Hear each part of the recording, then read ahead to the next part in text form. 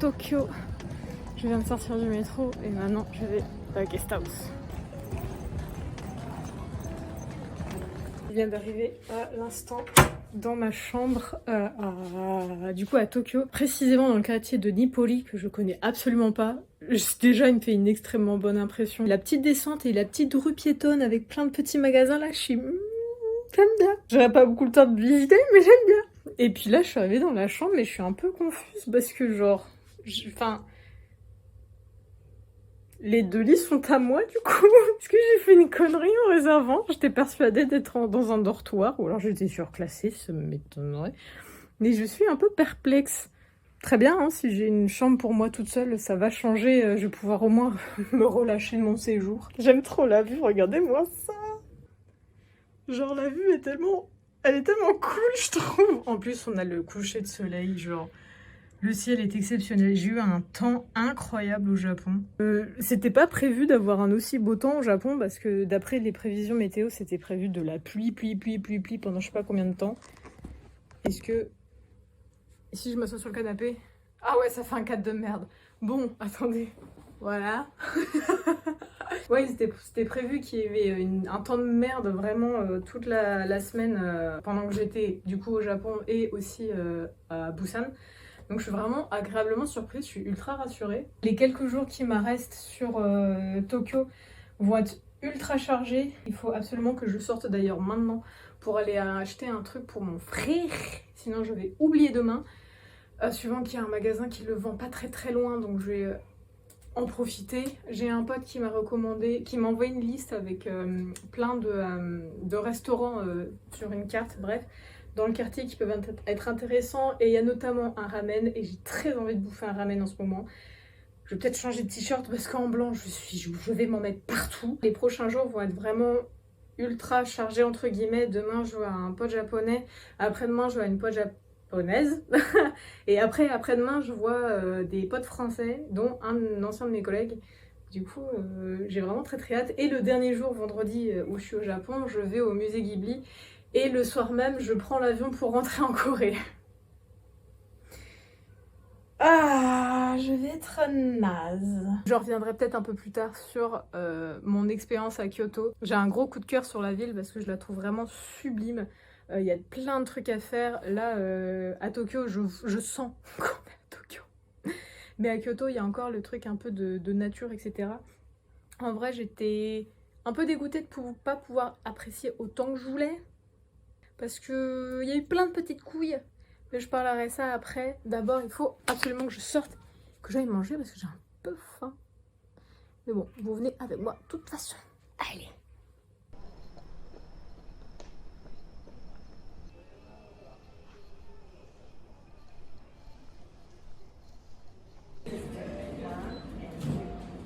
Je profite de me préparer pour tourner un petit peu, pour revenir un peu à quelque chose qui m'a beaucoup touchée en fait. Il y a hier, quand j'étais à Kyoto, attendez, je vais me rapprocher au cas où le son ne se capte pas. Oh, désolée pour mon visage. Voilà. Hier, quand j'étais à... Non, c'était avant-hier. Quand j'étais à Kyoto, enfin tout le temps en fait où j'étais à Kyoto, j'étais un peu dans un bad mood parce que, pour plein de raisons, je vous mettrai la story à l'écran comme ça vous comprendrez. Et je voulais un peu revenir là-dessus parce que en soi j'aime pas trop me plaindre dans ce cadre-là parce que je sais qu'il y a beaucoup de gens qui peuvent réagir en se disant ouais mais la meuf elle voyage, comment est-ce qu'elle peut se plaindre, elle est au Japon, nanana. Et au final j'ai reçu beaucoup de messages de soutien et ça m'a fait énormément plaisir. Et je voulais justement vous remercier là-dessus et vous expliquer un peu, entre guillemets, tout ce qui s'est passé et pourquoi j'étais un peu comme ça. Depuis le plus lointain que je me souvienne, ça se dit pas, mais depuis toujours, j'ai l'impression, j'ai toujours voyagé seule. Quand je vais à l'étranger, je voyage seule. Mon premier voyage en Corée, c'était en 2017, j'ai voyagé seule. Mon tout premier voyage à l'étranger, c'était en Suède, j'ai voyagé seule également. Et j'ai toujours entre guillemets, voyager seule. Le truc, c'est que maintenant, je me fais un peu rattraper par le temps, parce que mon tout premier voyage, quand j'étais seule, j'avais 18 ans. Donc maintenant, j'en ai presque 10 de plus. Donc, le corps, il a du mal à suivre, et le timing étant un peu un karma, des fois, je me suis fait une mini entorse juste avant de prendre l'avion, c'est-à-dire 5 jours avant de prendre l'avion pour commencer ce voyage. Déjà, ça m'a foutu un seum intégral et ça m'a stressé beaucoup par rapport aux activités que je voulais faire sur place. La partie qui m'inquiétait le plus, c'était notamment le Japon, parce que je sais que j'allais changer de ville quasi tous les jours pendant les premiers 2-3 jours en fait sur le territoire japonais. Et si ma cheville pouvait pas pouvait pas tenir le coup, voilà, j'anticipais, je stressais, c'était très pète couille. On ajoute à ça le fait que je sois sujette, je peux pas dire victime, mais sujette, enfin un peu victime quand même, bref, sujette à des troubles anxieux. J'ai une thérapie, etc. Mais des troubles anxieux et aussi, je pense que je dois faire aussi de l'anxiété sociale par certains moments, mais j'ai pas été diagnostiquée, donc très clairement, je vais pas m'avancer là-dessus. Mais j'ai été diagnostiquée avec des troubles anxieux. Et la période, en fait, le moment où j'étais sur Kyoto, c'était le moment où j'avais justement un peu une période de pause dans ce voyage au Japon parce que je ne voyais personne. C'était le moment où j'étais moi avec moi-même et je pouvais faire ce que je voulais. Le fait étant que à Kyoto, comme mon corps était déjà épuisé par tout ça et qu'il faisait très chaud, j'étais un petit peu plus maladroite qu'avant. Par exemple, je vérifiais pas si telle ou telle chose était ouverte pour visiter. J'ai mangé des takoyaki je sais plus quel jour c'était, bref, le midi, tout en sachant qu'en fait j'aurais complètement toute la cavité buccale de cramer, parce que c'est le principe des takoyaki. Sauf que le truc que je voulais faire après, c'était manger des glaces, parce que les glaces au matcha là-bas sont très réputées, et je voulais absolument goûter ça. Sauf que quand t'as une bouche complètement cramée, tu ressens pas trop le goût des glaces. Du coup, je me suis dit, c'est donc ça d'avoir le Covid, parce que j'ai jamais eu le Covid. C'est pas très sympathique. Et genre, c'est toutes ces petites choses-là, rajoutées sur rajoutées sur rajoutées, qui ont commencé à vraiment m'agacer, suivant que j'avais un peu ce sentiment paradoxal du je suis saoulée de tout, je veux rien faire, rester à la guest house et regarder des vidéos sur YouTube. Et le côté du je suis têtue comme pas possible et je vais réussir à réaliser, à voir ce que j'ai envie de voir. Bon, le fait étant que j'ai essayé de voir tout ce que je voulais voir, mais il y avait des trucs qui étaient fermés, donc vraiment je pouvais pas. Et la cerise sur le gâteau, c'était quand j'étais...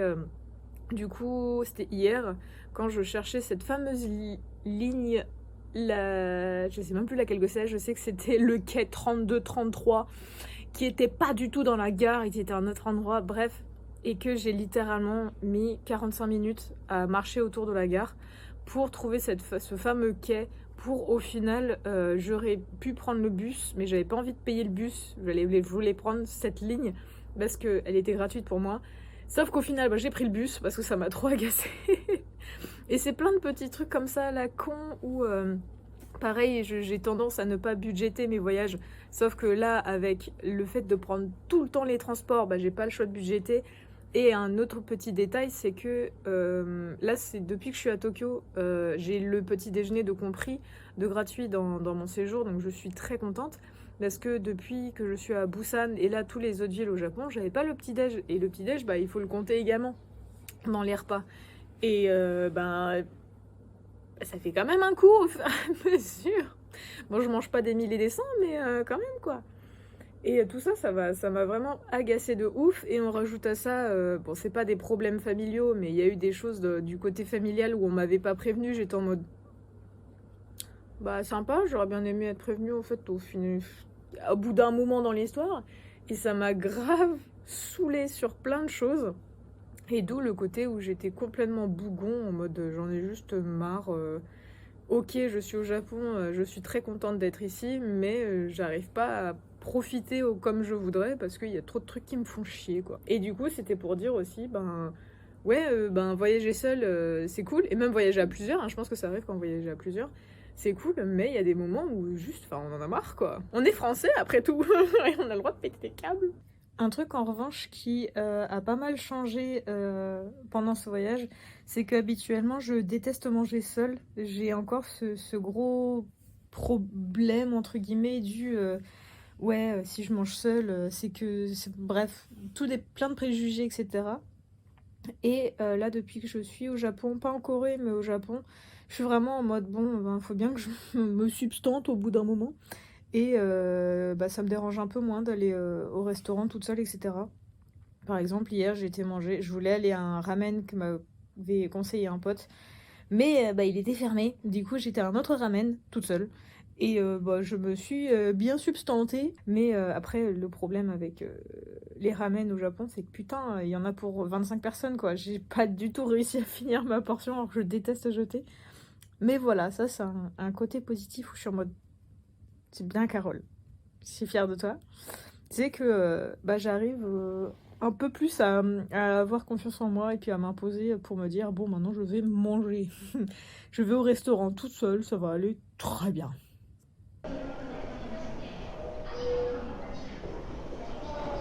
Je suis arrivée à mon activité du jour qui est de voir l'horloge Ghibli en action. Elle est pile devant moi. Je m'attendais pas à ce qu'elle soit si énorme. Regardez-moi cette taille. Ça va être un truc de ouf. Donc là, je sais qu'il y a une animation du coup de l'horloge à midi. Là, il doit être genre 11h40, un bail du style. Donc je vais attendre tranquillou dans le coin, le temps que cette bestiole s'anime. Et après, je pense que je vais retourner à l'hôtel pour grailler un peu une salade et attendre que la chaleur s'en aille. J'irai peut-être faire un petit tour dans le parc Ueno que j'avais pas fait la première fois. Et ce soir, je vois Hiroki ou Andy. Je l'ai toujours appelé Hiroki, mais je crois qu'il préfère qu'on l'appelle Andy. Et je pense que ça va être très bien. Je crois qu'on a rendez-vous à Shibuya. Je sais plus, faudrait que je me renseigne. Et je crois qu'il m'a prévu un truc, mais je sais pas quoi du tout. On verra.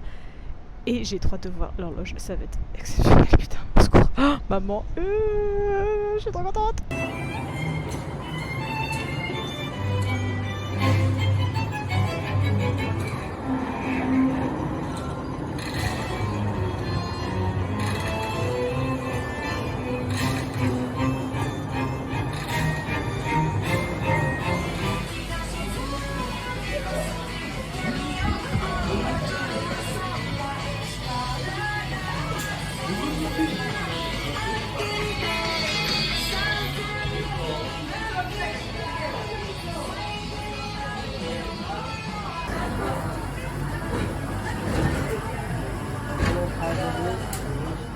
Bonjour, la voix du matin, on a l'habitude. Hier j'étais avec avec Andy. Pour la soirée, on a été à un resto où c'était vraiment trop mignon. Le concept, c'était qu'on est des élèves de 6th grade.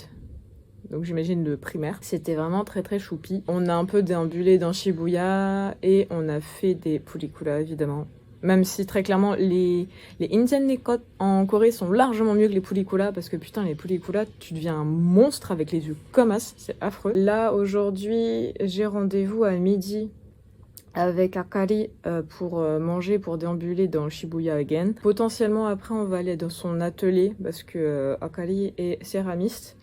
Et après je sais pas trop ce qu'on va faire. Je vais prendre vite fait un petit-déj et après je vais prendre le métro pour Shibuya parce que j'en ai pour une demi-heure de métro plus un quart d'heure pour aller à la gare, donc 45 minutes. C'est le seul niveau de maths que je sais faire. Une anecdote assez marrante sur cet hôtel, c'est que niveau odeur, c'est exactement l'odeur que l'internat dans lequel j'étais au lycée. Ça m'a fait une vraie Madeleine de Proust quand je suis arrivée ici.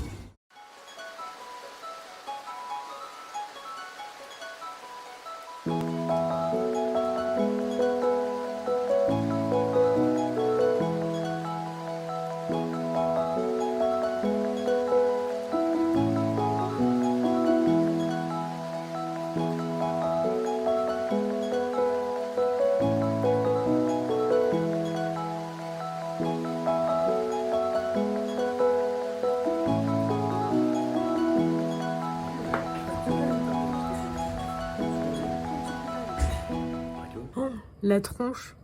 Désolée, on va essayer de se faire de son mieux. Je viens de rentrer de ma journée, j'étais donc avec Akari. On s'est donné rendez-vous à Shibuya pour manger et après on a surtout traîné là-bas une bonne partie de l'après-midi pour juste faire les magasins, mais window shopping. Enfin je dis ça mais j'ai... Voilà, on est passé au Pokémon Center, tout ce qui est Nintendo, bref, ça donne très envie. Les peluches sont très douces, donc c'est très dangereux. Et on a aussi fait tous les étages du Shibuya 109. Il y en a 9, je crois. C'est beaucoup. Pour voir tous les fringues et tout. J'ai craqué sur rien parce que rien ne m'intéressait vraiment. Enfin, si, il y avait des trucs qui m'intéressaient, mais j'étais en mode... Il me reste le musée Ghibli après-demain.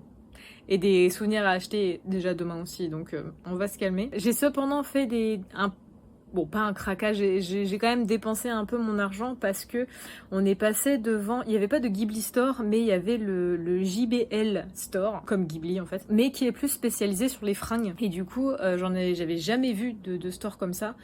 Du coup, on est passé, c'était pas très loin du coup de Shibuya, enfin dans le quartier de Shibuya. Et j'ai découvert là-bas des produits que je n'avais jamais vus avant. Donc très clairement, j'ai pas trop attendu, j'en ai acheté tout de suite. Parce qu'un de mes principes, c'est, dans tous les Ghibli stores que je fais, c'est d'acheter au moins un truc. Alors les 3 quarts du temps, c'est des tout petits trucs qui coûtent pas trop cher.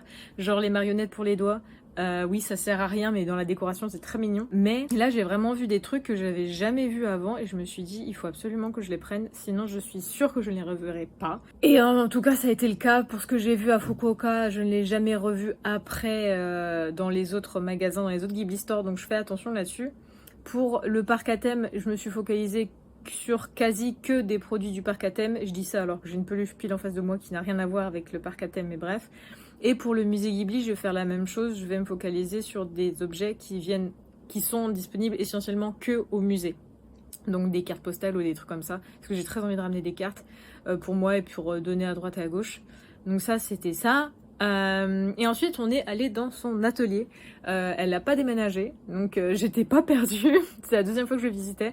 Mais il y a eu pas mal de changements depuis. Dans le sens où là, elle prépare du coup une exposition à Shibuya pour février prochain. Et elle a aussi des art fairs. Je sais pas trop comment ça se traduit. Bref, je crois que c'est à Taïwan, si je dis pas de conneries. Et je suis trop contente pour elle. Franchement, c'est trop bien. Elle a fait sold out sur certains de ses produits. Enfin, c'est trop chouette. J'espère vraiment qu'elle sera un jour en France, exposée en France, ce serait très cool. Et on a fini la journée du coup en famille. On a dîné avec ses parents, on a mangé des udon et comme d'habitude, les portions sont énormes. Et après, on a mangé un dessert du coup dans sa maison. Et j'avais oublié à quel point sa maison était canon et immense. Genre, un truc de fou. Pour le planning de demain, j'ai rien de prévu toute la journée, mis à part à... En fait, je sais pas, j'ai l'heure encore. En fin de journée, pour le dîner, je rejoins Swan et Arnaud. J'ai trop hâte de les voir parce que Swan, je l'avais déjà vu du coup il y a 4 ans ici. Et entre-temps, je l'avais revu en France. Et Arnaud, ça fait un moment que je l'ai pas vu depuis mars. Parce que c'est un ancien collègue du boulot. On travaillait pas vraiment quand on était dans la même équipe. Qui maintenant travaille au Japon et qui travaille avec Swan, donc c'est trop chouette. Et je sais qu'on dîne ensemble demain soir, je sais pas encore où, je sais pas encore quelle heure. Faut que je leur envoie un message là-dessus d'ailleurs. Mais ce qui fait qu'il me reste toute la journée où je peux faire, je suis libre de mes occupations. C'est pas ça l'expression, mais bref. Ce que je pense je vais faire, j'ai bien envie d'aller à Ikebukuro pour tenter de trouver le truc que mon frère cherche. Genre changer de quartier, abandonner Akihabara et aller à Ikebukuro. Et il y a un truc que j'ai envie de voir aussi, peut-être que je le ferai à pied, si ma cheville veut bien, enfin, si ma jambe le veut bien et si mes pieds le veulent bien, c'est d'aller voir la bouche de métro qu'on voit dans Suzume. Si vous avez vu le film, à la fin du film, on a une vue, on a un plan en fait sur une sortie... Enfin, sur un rail en fait de métro. Et c'est un plan qui est inspiré d'histoire, enfin d'un endroit réel à Tokyo. J'ai très envie de voir ça juste par curiosité. Et si j'ai la foi, j'irai acheter les cream puffs, mais j'avoue que j'ai ultra la flemme parce que c'est ultra loin.